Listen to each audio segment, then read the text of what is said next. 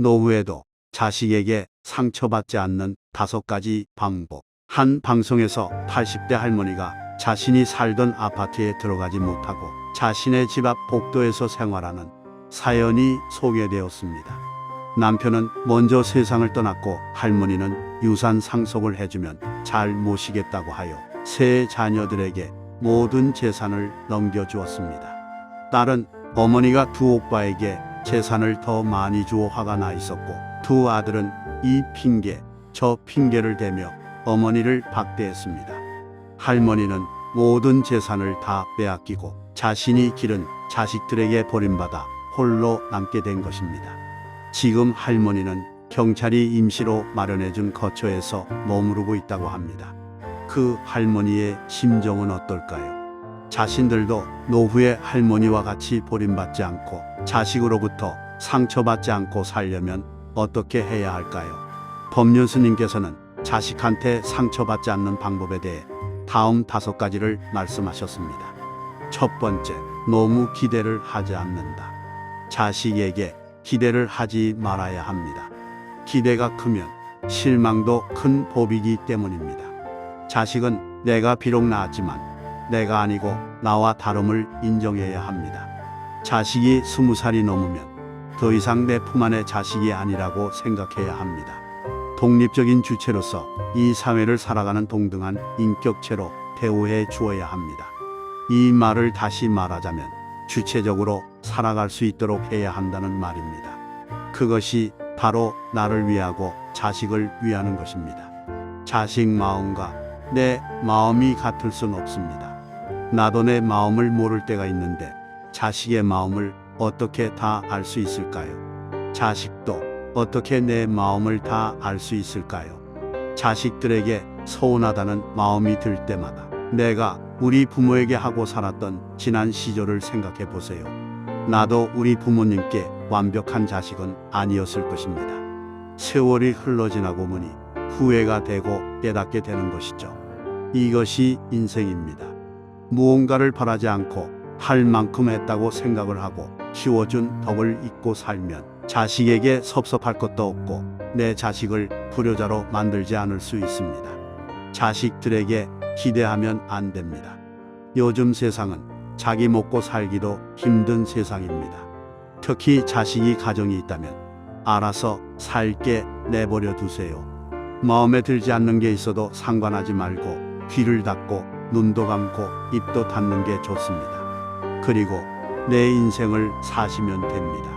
자식에게 섭섭하다고 생각 말고 이 힘든 세상에 자신들 앞가림도 못하는 자식들이 얼마나 많은데 그래도 잘 사는 것만으로도 참 고맙다 생각하세요. 그것만으로도 효도하고 있는 겁니다. 두 번째, 남의 자식과 내 자식을 비교하지 마세요.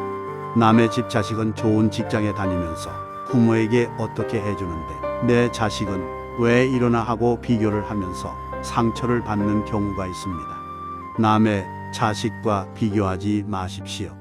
부모가 하는 것 중에 제일 부질없고 미련한 짓은 못난 내 자식과 잘난 남의 자식을 비교해서 내 자식은 왜 이럴까 하는 생각에 스스로에게 상처를 주는 것입니다. 세 번째, 내 감정은 내가 다스릴 줄 알아야 합니다. 자식에게 서운한 마음이 들 때 그 책임과 원인을 자식에게서 찾는 분들이 있습니다. 하지만 절대 자식한테서 핑계를 찾으면 안 됩니다. 지금의 서운함을 자식 탓으로 돌리는 사람은 받아줄 자식이 없게 되면 혼자 일어설 수가 없게 됩니다. 그리고 자식도 잘 될 수가 없을 것입니다. 자식 탓을 한다는 것은 자식이 남은 나의 인생을 결정한다고 인정하는 것입니다. 내 인생을 자식에게 기대지 마세요. 일어난 문제가 나의 책임일 때 그 문제를 해결할 수도 있는 것입니다. 누가 대신해 줄 수 있는 것이 아닙니다. 그러니 다른 사람의 자식 자랑에 주눅들 필요도 없습니다. 네 번째, 자식을 이해하는 마음을 가지세요. 요즘 젊은 사람들 중에서 고슴도치처럼 가시가 있는 사람이 많습니다. 부모에게 불만이 있어서가 아니라 사는 게 빡빡해서일 것입니다. 그러니 전화가 조금 없더라도 목소리에 힘이 없고 조금 퉁명스럽더라도 사는 게 오죽 힘들었으면 그럴까 넓은 마음으로 이해해 주는 것도 필요합니다. 내 자식이니까 우리가 이해를 해야 합니다. 자주 전화하라는 것도 자주 찾아오라는 것도 모두 부모의 욕심일 수 있는 것입니다. 그리고 자식하고 어느 정도 거리를 두는 것도 필요합니다. 자식이 전화가 안 오면 바쁘구나 하고 생각하면서 혼자서 잘 놀고 잘 사는 방법을 찾아야 합니다. 자식을 기다리는 마음으로 살아가면 마음의 병만 찾아옵니다. 그러면 또 마음이 약해지고 자식들에게 의존하고 싶은 마음이 점점 더 커져갑니다. 자식한테 상처받지 않으려면 스스로 자존감도 높이고 살아야 합니다. 자식에게서 전화 오지 않을까 전화기만 쳐다보는 미련스러운 일은 하지 말아야 합니다. 부모와 자식의 관계는 불편해지면 안 됩니다. 서로에게 짐이 되지 않고 부담되지 않아야 불편하지 않습니다. 자식에게 기대하지 말고 의존하지 말고 스스로 상처받지 않는 방법을 찾아서 잘 살아야 합니다. 5번째, 친구들을 만나면 내 자식 자랑은 하지 말았으면 합니다. 만나면 항상 자식 자랑을 늘어놓는 사람이 있습니다. 그 사람의 인생에 자식밖에 없는 사람들이 그렇습니다. 하지만 누군가를 만나면 아무리 내 자식이 예뻐도 자랑하고 싶은 그 마음을 참아야 합니다. 나의 말이 누군가의 가슴에 비수가 될 수 있다는 것을 생각해야 합니다. 사람 일은 모르는 것입니다. 그러니 항상 겸손해야 합니다. 자식들이 항상 내 마음같이 다 잘 되고 다 잘 살 수가 있을까요? 못난 놈도 있고 잘난 놈도 있기 마련입니다. 앞으로 못나질 놈도 있고 잘나질 놈도 있는 것입니다. 부모는 그저 자식들이 잘 살아주기만 해도 만족해야 합니다. 자식 자랑하는 친구들의 자식도 자세히 들여다보면 내 자식처럼 밥 세끼 먹고 똑같이 삽니다.